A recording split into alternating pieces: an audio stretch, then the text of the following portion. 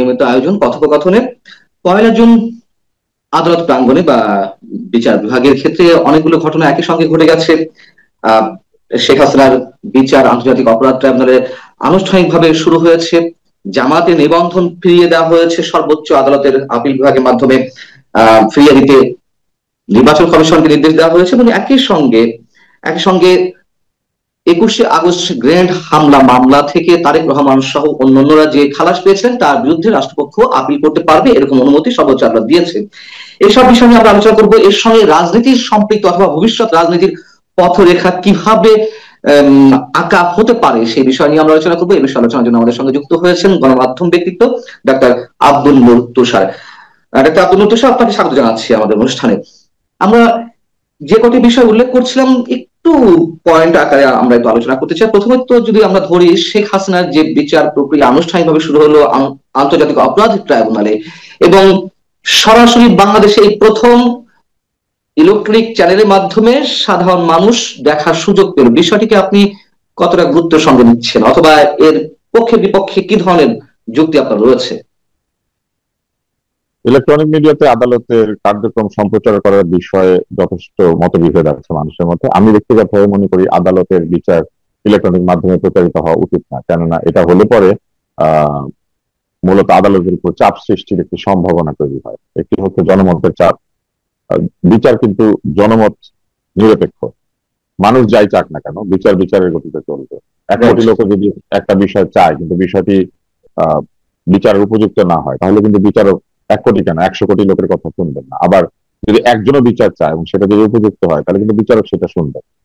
এই কারণে আমার কাছে মনে হয়েছে যে এটিকে জনসমক্ষে দিয়ে দিলে যে ঘটনাটা ঘটবে, আপনি নিশ্চয়ই বুঝতে পারছেন যে পতিত স্বৈরাচারের পক্ষে যে আইনজীবীরা থাকবেন মানুষের সামনে তারা কিন্তু যথেষ্ট সাহসের সঙ্গে যুক্তিতর্ক উপস্থাপন করতে পারবেন, ব্যাপারটা নাও হতে পারে, কারণ তারা নিজেদের নিরাপত্তা, নিজেদের সামাজিক সম্মান, নানান কিছুর বিষয়ে ভীত হতে পারেন। কেননা বাংলাদেশে মব সন্ত্রাস পূর্ণ মাত্রায় চালু আছে, যেখানে জাতীয় পার্টি জিএম কাদেরের বাড়িতে হামলা হয়েছে এই অভিযোগে জাতীয় পার্টি আওয়ামী লীগের সঙ্গে এক ধরনের গৃহপালিত বিরোধী দলের মতো ছিল। এমন কিন্তু না যে জাতীয় পার্টি কোনো মানবতা বিরোধী অপরাধ করেছে। যেখানে আওয়ামী লীগের সঙ্গে থাকলেই বাড়ি ভাঙচুর হয়, সেখানে যদি বিবাদী পক্ষের কোন আইনজীবী নিজেকে নিরাপত্তাহীন বোধ করেন, এটা হতে পারে। কিন্তু ফলে আমার কাছে মনে হচ্ছে এটা অনেকটা সাদ্দামের ট্রায়ালের মতো। এখানে আরো একটা ঝুঁকি আছে। সাদ্দামের ট্রায়ালে কি হয়েছে আপনি নিশ্চয়ই লক্ষ্য করেছেন, সাদ্দাম শেষ পর্যন্ত হিরো হয়ে গিয়েছে, তাই না? এই ট্রায়ালে কিন্তু যারা বিচার করেছে তাদেরকেই মানুষ সৃষ্টি করেছে, তাই না? তো এইসব ঝুঁকি নেওয়ার তো কোনো দরকার নাই, বরং বিচারের মতো হবে এবং বিচার হয়ে গেলে আমরা জানবো যে কি বিচার হয়েছে। আর বিচারের বিবরণী তো পত্র পত্রিকায় ছাপা হয় এবং টেলিভিশনে প্রচারিত হয়, সংবাদ মাধ্যম জানায়, উকিলরা বের হয়ে এসে মানুষকে ব্রিফ করেন। এই এই প্রক্রিয়াটাই আমার কাছে ভালো। আরো একটা কারণে মনে হয় যে বাংলাদেশে একটা বিরাট সংখ্যক অশিক্ষিত এবং অর্ধশিক্ষিত জনগোষ্ঠী আছেন, তারা কিন্তু বিচার বোঝেন না, তারা বিচারের প্রক্রিয়া বোঝেন না, আইন কারণ বোঝেন না, কিছুই বোঝেন না। তারা যেটা চান সেটাই ঘটুক, এটা চান। তো আমার কাছে মনে হয়েছে যে এরকম একটি জনগোষ্ঠী নানান কারণে উত্তপ্ত হয়ে উঠতে পারে। বিচারে হয়তো এমন একদিন হলো যে যেখানে যুক্তিতর্কে সরকার পক্ষ দুর্বল হয়ে যাচ্ছেন, হতে পারে না? পারে তো। এরকম যদি হয়, দেখা গেল যে সেদিন কিছু লোক উত্তেজিত হয়ে আদালতে হাজির হলো। আমরা কিন্তু এটা লক্ষ্য করেছি, আদালতে লোকজনকে হুজ্জত করা। আমার কাছে মনে হয় এটা তো আসলে একটা অপ্রয়োজনীয় বিষয়। ক্যামেরাতে না দেখলে কি হতো, ক্যামেরা ছাড়া বিচার হয় না। আরেকটা হচ্ছে যে আপনি আমেরিকাতেও যদি দেখেন বা অন্যান্য দেশে দেখেন, বিচার কিন্তু এইভাবে টেলিকাস্ট করা হয় না। অনেকেই যুক্তি দিচ্ছেন রাদোভান কারাচিকের বিচার দেখানো হয়েছিল, তারপরে অনেকে যুক্তি দিচ্ছেন নুরেমবার্গ ট্রায়াল দেখানো হয়েছিল। তারা যদি মনে করেন যে এই পুরো বিষয়টা নুরেমবার্গ ট্রায়ালের যে ঘটনা কিংবা রাদোভান কারাচিকের যে ঘটনা তার সঙ্গে তুলনীয়, তাহলে আমার কাছে মনে হয় যে সেটাও তো তাদেরকে যুক্তিতর্ক দিয়ে প্রমাণ করতে হবে। ফলে এইসব তর্ক আসলে কুতর্ক। আমি মনে করি যে রাষ্ট্রীয় সম্পদের যথাযথ ব্যবহারের প্রয়োজনে এই বাংলাদেশ টেলিভিশন দিয়ে এটা সম্প্রচার করার এক ধরনের অর্থের অনেক বেসরকারি টেলিভিশনও টেলিকাস্ট করেছে, ব্রডকাস্ট করেছে।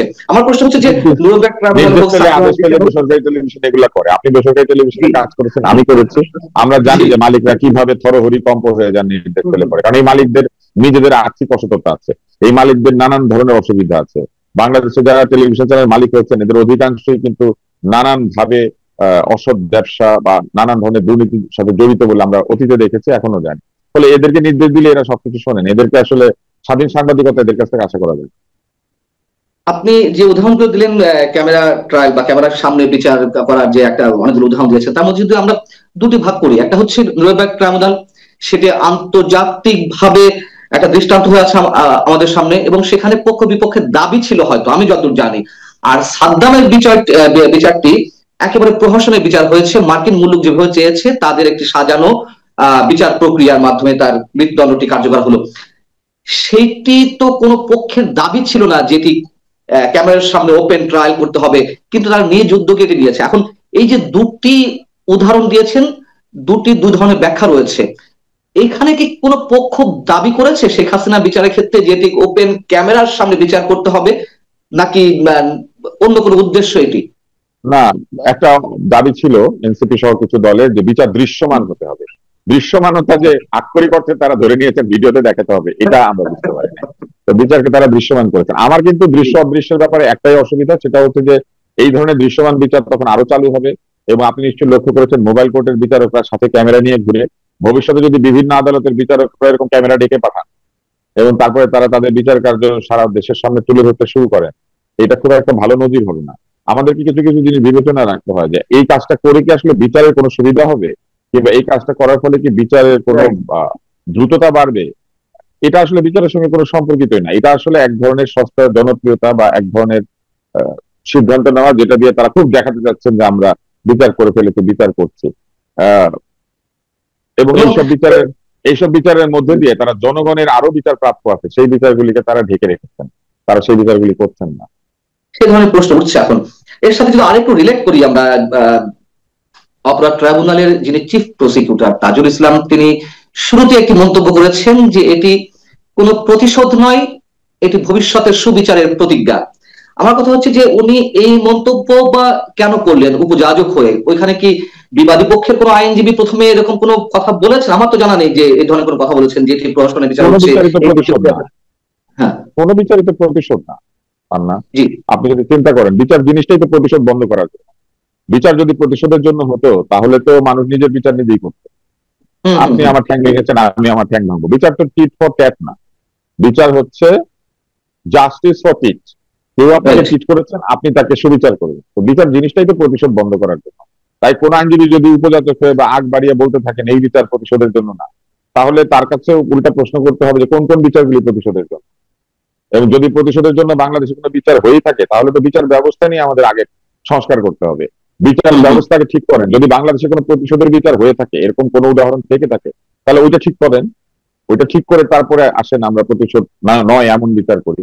আগবাড়িয়া বলার তো কোনো যুক্তি নাই। আমি তো লাল জামা পরেছি, আমি এসে বললাম এই লাল কিন্তু রক্তের লাল না। তো এখন সব কেউ কি বুঝতে পারছে না যে এটা যে আসলে রক্তের লাল না? আর আমি যদি আগের থেকে বলি তাহলে বরং মানুষ চিন্তা করবে যে তাই নাকি, এই জামার মধ্যে কেউ দাগ করে যাবে।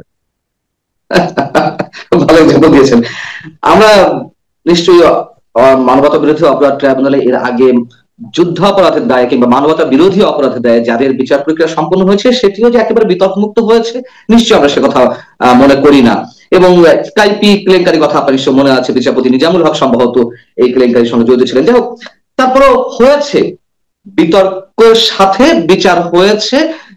কিন্তু যুদ্ধাপরাধ তো ঘটেছে দেশে, এটা তো নিঃসন্দেহে, এটা তো অস্বীকার করার কিছু নেই ইতিহাসের জায়গা থেকে। সেই মানবতা বিরোধী অপরাধ ট্রাইব্যুনালের যারা আসামি পক্ষ বা একেবারে সুনির্দিষ্টভাবে বলে জামায়াতের যারা আসামি ছিলেন, তাদের সবার মূল আইনজীবী ছিলেন ব্যারিস্টার আব্দুল রাজ্জাকের পরে অ্যাডভোকেট তাজুল ইসলাম। সেই অ্যাডভোকেট তাজুল ইসলাম এখন সেই ট্রাইব্যুনালের চিফ প্রসিকিউটর, রাষ্ট্রপক্ষের আইনজীবী। টবি ক্যাডম্যানের কথা আমি সবসময় হিসাবে উচ্চারণ করতে চাই, যে টবি ক্যাডম্যান জামাতের পরামর্শ ছিলেন, মানে তাজুল ইসলামের পরামর্শ ছিলেন, তাকে আবার চিফ প্রসিকিউটরের পরামর্শ নিয়ে দেওয়া হলো। এইসব জায়গা থেকে যেহেতু আবার পুরনো কথা, পুরনো প্রশ্ন এই জন্য তুলতে হচ্ছে যেহেতু আনুষ্ঠানিকভাবে বিচার প্রক্রিয়া শুরু হয়েছে এবং এরই মধ্যে প্রথম দিনে অনেক ধরনের বিতর্কের অবতারণা ঘটেছে। সেই জায়গা থেকে আমরা কি মনে করতে পারি যে বিশেষ কোন প্রতিশোধের জায়গা থেকে সত্যি সত্যি এই বিচার প্রক্রিয়া শুরু হয়েছে এবং জামাতের মানবতা মানে শীর্ষ নেতাদের মধ্যে যারা মানবতা বিরোধী অপরাধের দায়ে অভিযুক্ত হয়েছিলেন, দণ্ডিত হয়েছিলেন, মেটিএম আজহারুল ইসলামকেও আমরা খালাস হতে দেখেছি। সবকিছু নিয়ে এরকম মনে করার কোনো কারণ আছে কিনা যে আসলে এই প্রতিশোধের কোনো বিচার হচ্ছে? বিচারের নিয়ম হচ্ছে বার্ডেন অফ প্রুফ সবসময় যে বিচার দিয়েছে তার উপর। আমি যদি বলি আপনি অপরাধ করেছেন, আমাকে প্রমাণ করতে হবে আপনি অপরাধ করেছেন। আপনার দায়িত্ব হচ্ছে আপনি বলবেন শুধু যে আমি করি নাই, কিন্তু আমাকে প্রমাণ করতে হবে আপনি করেছেন। ফলে বার্ডেন অফ প্রুফ যেমন তাদের উপরে, তেমনি বিচার নিয়ে যদি কোনো প্রশ্ন ওঠে, এই প্রশ্ন ওঠার দায়িত্ব কিন্তু সম্পূর্ণভাবে হবে যারা বিচার করছেন তাদের। কেননা বিচার যার হচ্ছে তার পক্ষে বিচারকে প্রশ্নবিদ্ধ করা সম্ভব নয়, খুবই কঠিন। বরং যিনি বিচার করছেন বা যারা করছেন তাদের আচার আচরণের উপর নির্ভর করবে যে বার্ডেন অফ প্রুফ এবং burden of proving the neutrality, এটা কিন্তু যে বিচার করে তাকে করতে হয়। তো এই বিচার নিয়ে আমি কোনো মন্তব্য করবো না, এই কারণে যে বিচার আদালত, বিচারিক আদালত এবং বিচারাধীন মামলা নিয়ে কোনো সন্দেহ প্রকাশ করার আসলে কোনো অবকাশ নাই। বরং এই এই প্রক্রিয়া সামনের দিকে চলতে থাকলে এটার প্রসেস ঠিক হচ্ছে কি হচ্ছে না এটা নিয়ে হয়তো কথা বলা যেতে পারে। তো এখনো মাত্র শুরু হয়েছে বিচারটা, তাই মন্তব্যের জায়গাতে নাই। কিন্তু একটা বিষয় আমি বলবো যে বিচারের শুরুতেই নানান ধরনের প্রশ্ন করার যে সুযোগ, সেই সুযোগ প্রসিকিউটর নিজেই করে দিয়েছে। প্রসিকিউটরের যে অভিযোগ তিনি তুলে ধরেছেন, যে বক্তৃতা দিয়েছেন, সেই বক্তৃতায় তিনি একটি জায়গাতে আমি লক্ষ্য করলাম বলছেন যে বিভিন্ন সরকারি স্থাপনায় যে আগুন ধরানো হয়েছে বা সরকারি স্থাপনা ধ্বংস করা হয়েছে সেইখানেও বিবাদীদের দায় আছে। অথচ যারা এই আন্দোলন সংগ্রাম করেছেন তারা একাধিকবার পত্র পত্রিকা এবং টেলিভিশন মিডিয়াতে অন রেকর্ড বলেছেন যে এই আক্রমণগুলি তারা করেছেন এবং তারা এই আক্রমণগুলি ন্যায় নীতির স্বার্থে স্বৈরাচারী সরকার হটানোর জন্য এটা আসলে যুদ্ধাবস্থা এটা করণীয় ছিল। এবং একই সঙ্গে আপনি নিশ্চয়ই জানেন যে এই কর্মকাণ্ডগুলির জন্য এক ধরনের ইন্ডেমনিটি একটা কিন্তু দেওয়া হয়েছে, এই সরকারই দিয়েছেন। তো তাদেরকে ইন্ডেমনিটি দিয়েছেন, কোন অপরাধের জন্য ইন্ডেমনিটি দিয়েছেন, কি হয়েছিল যে তাদেরকে ইন্ডেমনিটি দিয়েছেন? এই কারণে আমি মনে করি যে তারা নিজেরাই এক ধরনের প্রশ্ন, এক ধরনের কথাবার্তা বলছেন যেটা নিয়ে সাধারণ মানুষের মনে বা যারা বিচার আদালত বোঝেন তারা কিন্তু হঠাৎ প্রশ্ন করে ফেলতে পারেন, এবং এই প্রশ্ন করার সুযোগ নিজেরাই তৈরি করে দিচ্ছেন বলে আমার মনে হয়। এবং আপনি যেটা বলছেন যে ক্যামেরায় ট্রায়াল প্রচারিত হওয়ার পরে এই পুরো ট্রায়ালে কিন্তু সাদ্দাম হিরো হয়ে গেল। এখন তারা সাদ্দামের তুলনা দিচ্ছেন, সাদ্দামের বক্তৃতাটা সারা পৃথিবীতে ঘুরে, ওই বিচারকের কথাবার্তা কিন্তু কেউ শোনে না সাদ্দামের ট্রায়ালে। তাহলে এই ঝুঁকিটা তো আছে, তাই না? ওই ঝুঁকিটা আছে। সাদ্দাম হোসেন তিনি হিরো হয়েছেন, আপনি যেটা বলছেন এটা যেমন সত্য, আবার এটিও সত্য সাদ্দাম হোসেনকে ওই প্রহসনের বিচারের মাধ্যমেই মৃত্যুদণ্ডে দণ্ডিত হয়ে তাকে ফাঁসি কাস্টে ঝুলতে হয়েছে।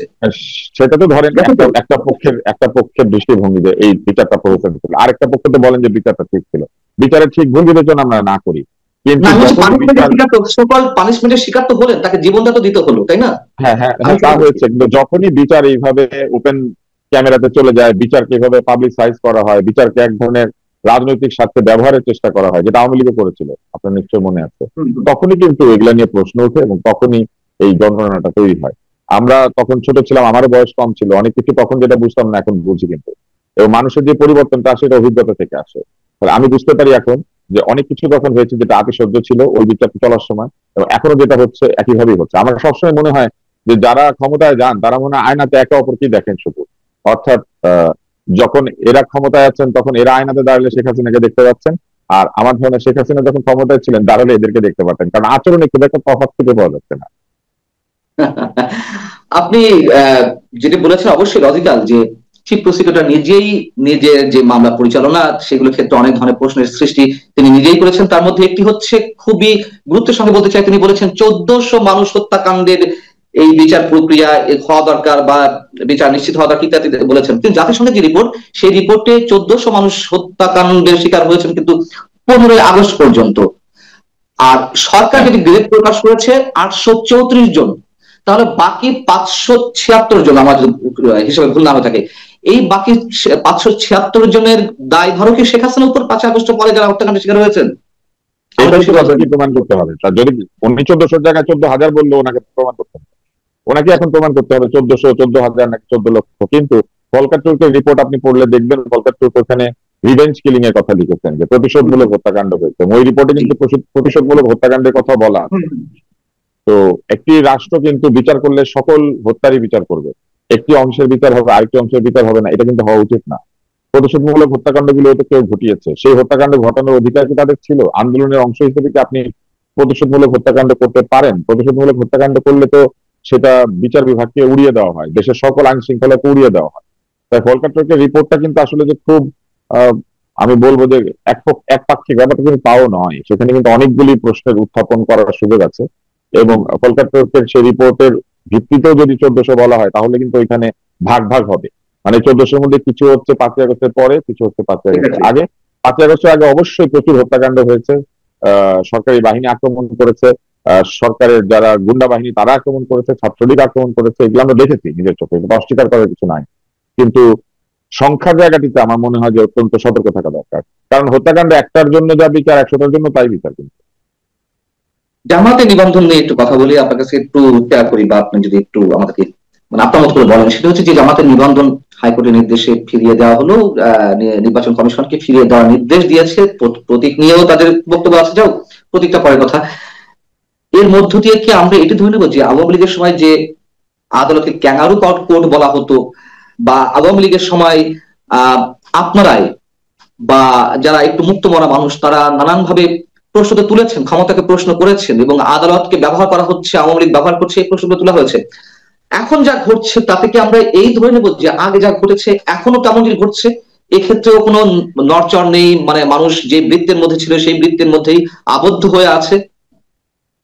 আমরা এক ধরনের বৃত্তের মধ্যে আবদ্ধ হয়ে আছি বহুদিন, এটাকে বলে অচ্ছেদ্য চক্র বা বিষ চক্র, বিষ সার্কেল। আমরা একটা বিষ চক্রে আবদ্ধ হয়ে আছি। আমরা এক পক্ষ আরেক পক্ষের উপরে ঘুরে ঘুরে প্রতিশোধ এবং শোধ এই রাজনীতির মধ্যেই আছি, এবং একে অন্যকে এমন ভাবে শত্রুতা করতে শুরু করেছি যে শত্রুতা যেন অনাদি অনন্তকাল চলবে, এরকম একটা জায়গায় আমরা চলে গেছি।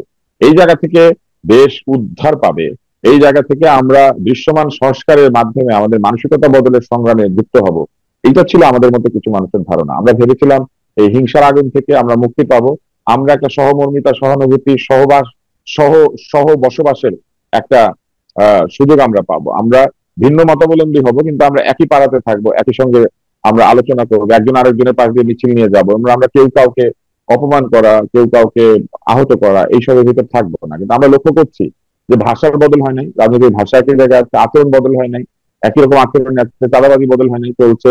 এবং আমরা এখনো বিচার হওয়ার আগেই জানি যে বিচার কি হতে চলেছে। বিচার যখন প্রেডিক্ট করা যায়, বিচার যে একেবারে প্রেডিক্টেবল না ব্যাপারটা তা নয়। হত্যার বিচার আমাদের সামনে হত্যা হয়েছে, আমরা তো ধরে নেই যে হত্যার বিচার হবে, কারণ আমরা তো দেখেছি সবার সামনে হয়েছে। কিন্তু যখন আপনি প্রায় সকল বিচারই প্রেডিক্ট করতে পারবেন, তখন কিন্তু একটা প্রশ্ন উঠে যায় যে আসলে কি বিচার সুবিচার হচ্ছে কিনা, বা সুবিচারের দিকে আমরা এগোচ্ছি কিনা। আপনি এটা নিশ্চিত ভাবে বলা যায় যে নির্বাচন কমিশন কোন কোন সিদ্ধান্তের বিরুদ্ধে আপিল করে, কোন কোন সিদ্ধান্তের বিরুদ্ধে আপিল করে না। কোন কোন সিদ্ধান্তের জন্য তারা চুপ করে থাকে, কোন কোন সিদ্ধান্তে তারা বেশ সক্রিয় হয়ে ওঠে। ফলে নির্বাচন কমিশনের আচরণের মধ্যে দিয়েও বোঝা যাচ্ছে যে আসলে কোন দিকে পুরো বিষয়টা গড়াচ্ছে। তবে নিবন্ধন বাতিল হওয়া বা না হওয়া আসলে কিছু আসে যায় না। মূলত জামাত দল হিসেবে সুবিধাটা পাবে সামনের ইলেকশনে, তারা দলীয় প্রতীক ব্যবহার করতে পারবে, দলীয় প্রধানের স্বাক্ষরে তারা লোকজনকে নমিনেট করতে পারবে, ওই স্বাক্ষর দিয়ে নমিনেশন তুলেও নেওয়া যাবে, এইসব ব্যাপার আছে। তো সেইগুলোর দিক থেকে জামাত দলীয় সুবিধাটি পাবে, এটা হতে পারে। জামাতকে আপনি ইলেকশন করতে গেলে অযথা কেন তাকে বাকি সুযোগ সুবিধাগুলি দিবেন না? তো ঠিকই আছে, আমি মনে করি না যে এটা ঠিক কোনো আছে, ঠিক অসুবিধা। আছে। কিন্তু বরং কিন্তু কিন্তু নির্বাচন কমিশনের আচরণ ঠিক নাই, নির্বাচন কমিশনের আচরণ ঠিক নাই। ধরেন যারা নির্বাচন কমিশন ঘেরাও করছে যে ইশরাকের জন্য কেন আপিল করলো না, ইশরাকের রায় কেন বাধা দিল না, ওই একই লোকজন কিন্তু আবার অন্য একটা রায়ের সময় গিয়ে কিছু বলে না যে নির্বাচন কমিশন কেন চুপ করেছিল। তো ঘটনা আসলে আমি আগের মতোই দেখছি, একই রকম আছে। আমাদের রাজনীতিবিদদের স্বভাব একটুও বদলায় নাই। বিশেষ করে নতুন যারা রাজনীতি করতে এসেছেন তারা তো একেবারে পুরনোর কপি। ওটাই আমি আপনার কাছে জানতে চাচ্ছিলাম যে এই সাম্প্রতিক সময় বা একদিনে গত 1 জুন যা যা ঘটলো, মানে রিভার্স কিনা। আমি ওটাকে এক্সাম্পল হিসেবে দাঁড় করাতে চাচ্ছিলাম, জামাতে নিবন্ধন যেই জায়গা থেকে আওয়ামী লীগ নিষিদ্ধ করেছিল, আবার ঠিক যেই ট্রাইব্যুনালে যুদ্ধাপরাধীদের বিচার হচ্ছিল সেই ট্রাইব্যুনালে শেখ হাসিনার বিচার। আবার সবশেষ যে বিষয়টা আমি একটু আলোচনা আনতে চাই, সেই একই বিষয় নিয়ে প্রশ্ন করার চেষ্টা করা হচ্ছে যে সবকিছু রিভার্স হচ্ছে কিনা। তারেক রহমানকে খালাস দেওয়া হলো 21 আগস্ট গ্রেনেড হামলা থেকে, সবাইকে বেকসুর খালাস দেওয়া হলো, এবং তখনই আমরা আলোচনা করছিলাম যে তার মানে কি বাংলাদেশের বুকে 21 আগস্টের ভয়ঙ্কর কোনো ঘটনা ইতিহাসের বুকে ঘটেনি, একটা মানুষকে দণ্ডিত করা হলো না। যাই হোক, সেই মামলায় আবার তারেক রহমানকে বা সেই মামলার বিষয়ে আপিল করতে পারবে রাষ্ট্রপক্ষে, এরকম একটি অনুমতি দেওয়া হয়েছে উচ্চ আদালতের পক্ষ থেকে। এটির সঙ্গে আমরা কি ভবিষ্যৎ রাজনীতির কোনো চিত্র অ্যাড করতে পারি, এর সাথে যোগসূত্র স্থাপন করতে পারি? যেহেতু আমরা অতীত প্রবণতার পুনরাবৃত্তি দেখছি, আবার সেই -2 -3 এগুলাকে আমরা আমরা দেখতে পাচ্ছি। কারণ যখন তাকে খালাস দেওয়া হয়েছে তখন আপিল করতে পারবে, এই অনুমতি তখনই তো থাকার কথা। নতুন করে আবার বলার কি আছে আপিল করতে পারবে? আর আমার বারবারই মনে হচ্ছে যে এখন যেহেতু বিএনপি নির্বাচন চাইছে, নির্বাচন যাতে দিতে না হয় সেজন্য বিএনপিকে প্রভোগ করার চেষ্টা চলছে, বিএনপিকে খেপে তোলার একটা চেষ্টা চলছে। যেহেতু বৃহৎ দল, বিএনপি যদি খেপে ওঠে এবং তারা যদি রাস্তায় কিছু করে, তখন বিএনপিকে কিন্তু খুব মব বলা হবে। আমি এটা আগে প্রেডিক্ট করে দিই আপনাদেরকে। আর ওনারা নামলে এটা হচ্ছে জনগণের গণপ্রতিরোধ, এটা হচ্ছে সেলিব্রেশন, এটা হচ্ছে মানুষের আবেগের বহিঃপ্রকাশ।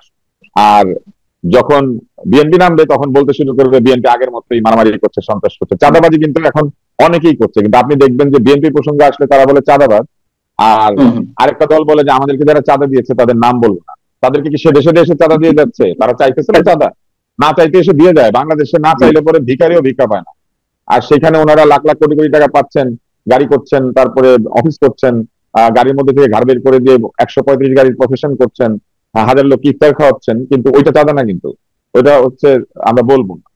আর অন্য দল নিলে বলে চাঁদাবাজি। আমি একেবারে আওয়ামী লীগের একটা ছায়া দেখতে পাচ্ছি এই এই নতুন হুম। রাজনীতির মধ্যে, এবং আওয়ামী লীগ যে কারণে দুর্দশায় পতিত হয়েছিল আমি দেখতে পাচ্ছি সেই দুর্দশা থেকে কেউ শিক্ষা নিচ্ছে না।